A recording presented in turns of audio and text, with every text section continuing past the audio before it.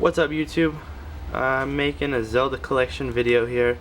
I've seen a couple online. I've seen a few that were quite a bit better than mine, but I just kind of wanted to show you guys what I got going on. First of all, we'll start here with the Legend of Zelda Skyward Sword 25th Anniversary World Launch Party poster.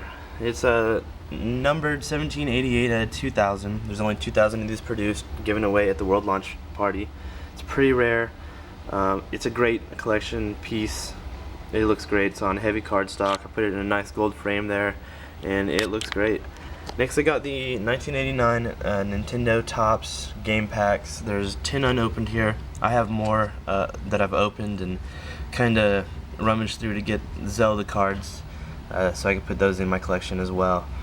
I have the Ocarina of Time Ocarina from Songbird.com. That's no official Nintendo release, but I was obsessed with the game when it came out, so I had to get it, of course.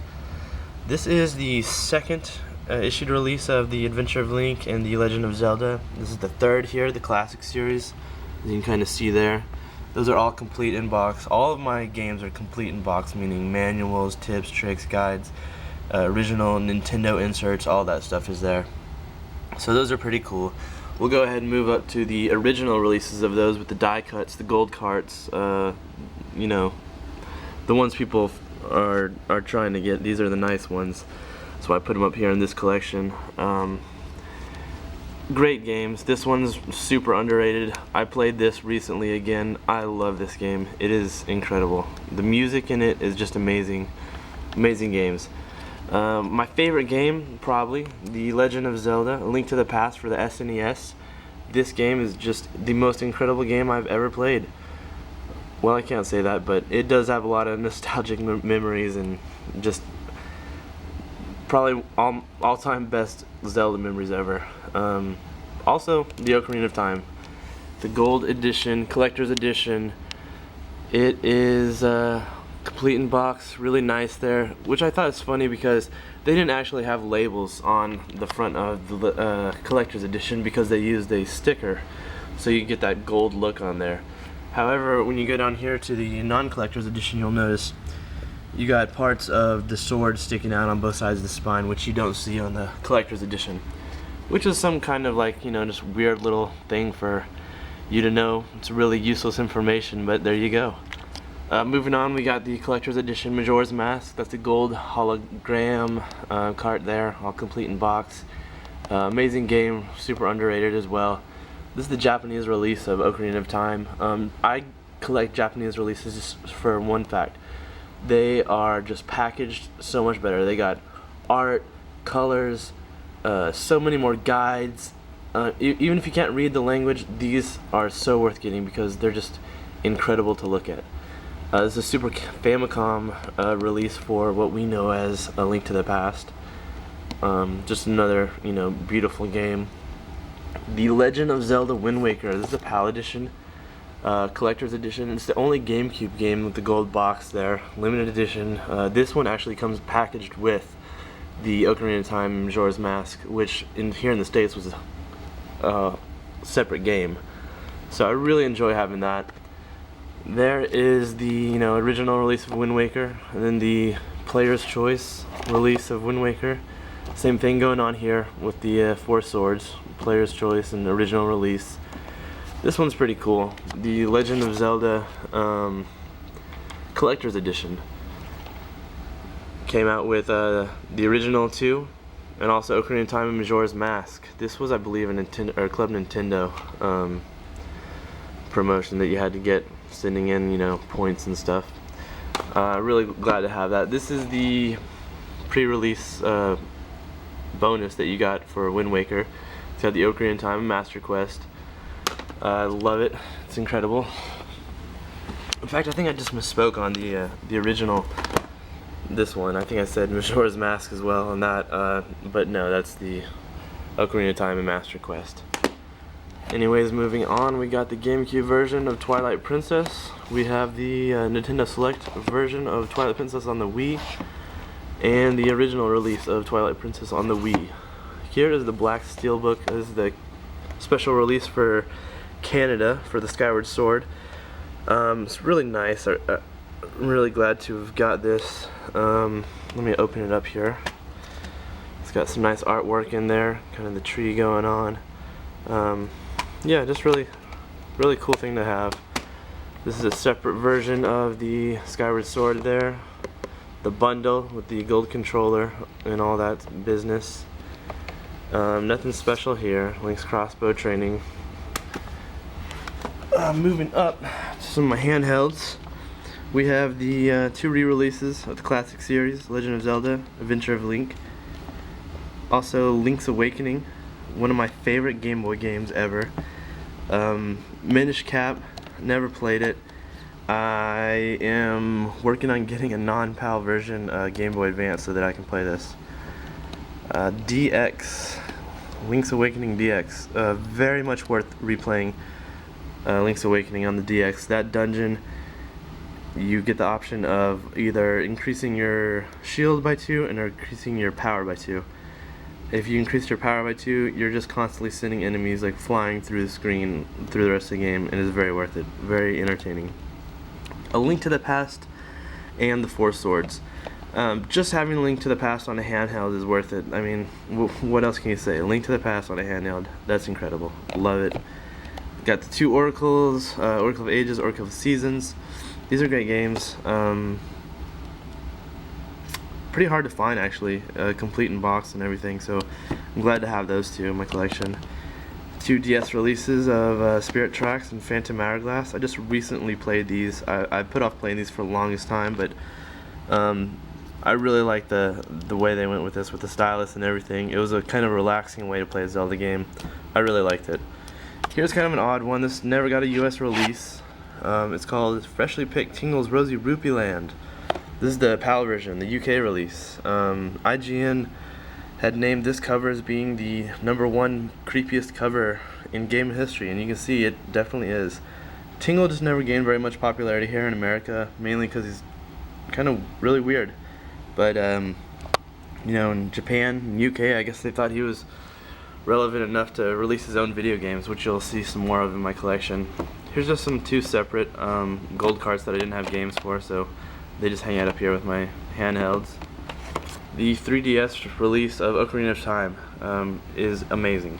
New graphics, 3D, you get depth in all the dungeons. It is amazing. It is so worth buying a 3DS to play this game. It is incredible. Here's the 2 first CDIs, Link Faces of Evil and Zelda 1 to Gamelon. They're both in really nice condition. I'm really happy to have these. However, what is it, Zelda's Adventure? I cannot for the life of me find one of those for anywhere near an affordable price. They go for like above $300, and it's just ridiculous. Here's some more of the Tingle games. This is a Club Nintendo release for Japan, Tingle's Balloon Fight. Just kind of another testament to how much they love this little guy over there. This is the original release of Freshly Picked. You know, just needed to have it. The 2 Famicom disc systems. This is the first one, the Hyrule Fantasy. These kind of are like fat, short little floppy discs. Really cool. They got the Nintendo engraved on the bottom there. These are, I just love them. Here's Zelda 2, Zelda Naboken, The Adventure of Link. This is a pretty rare item right here, the Barcode Battler. As you can see here, it's a card-based system. It actually linked up with the Super Famicom. This was really cool. It involved all the characters from A Link to the Past, one of my favorite games.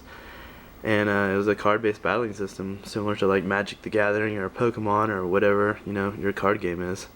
Just super rare, super hard to find, and this is just absolutely mint condition. I love it. Japanese release of, let me flip it around here, Link's Awakening. Or I don't remember what it's called in Japan, something about Dreaming Island, but like I said, I collect these because they're just so much better than the US releases as far as artwork is concerned.